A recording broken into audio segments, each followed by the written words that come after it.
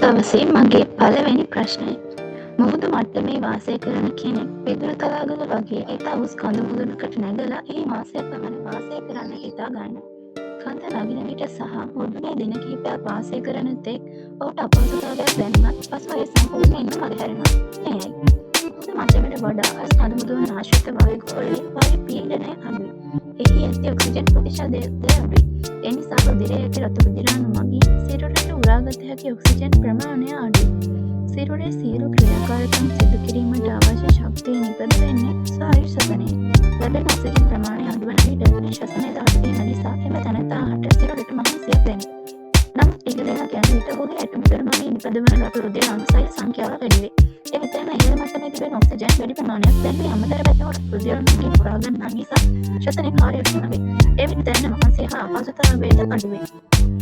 අපි යමු දෙවෙනි ප්‍රශ්නයට. සමහර මුහුදු මත්ස්‍යයන් මාළු ලෙසට අනුභව කරන්න බැහැ. ඒ කහට රසයක් දැනෙන නිසා. නමුත් එම මත්ස්‍යයන් කරවල වශයෙන් අනුභව කළහොත් කහට රසයක් නොදැනෙන්නේ ඇයි? සාමාන්‍යයෙන් එතරම් රස නොමැති ව්‍යංජනයකට වුණත් නියමිත ප්‍රමාණයකට ලුණු දැමූ විට එය රසවත් ලෙසට දැනේ. නමුත් කහට රස ඇති දේවලට ලුණු සුළු ප්‍රමාණයක් දැමුවාට වැඩියෙන් දැනෙන්නේ කහට රසයයි.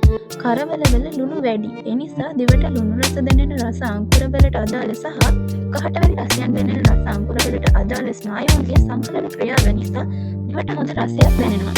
නමුත් අලුත් මාළුවල ජලය වැඩි නිසා මේ ලුණු රසය තරම් නොපෙනෙන බැවින් මාළු ව්‍යංජනය නීරස වෙනවා.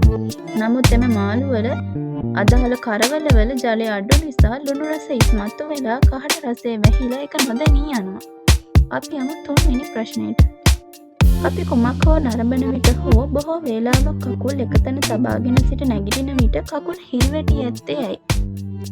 බොහෝ වේලාවක් අතපය නොසෙල්වා තිබෙන විට ඒ අවයවවලට සැපෙන ලේ ගමනාගමනය සිද්ධ වෙන්නේ හිමින්. කකුල් නවාගෙන හිටියානම් ඒ නවුන ස්ථානයේ රුධිර නාලයක් නැවිලා තියෙනවා. එවිට එම අවයවවලට ලැබෙන ඔක්සිජන් ප්‍රමාණයත් අඩු වෙනවා.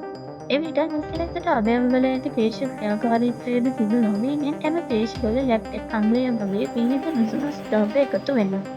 එවිට එතන හී වැටුණු ගතියක් දැනෙනවා.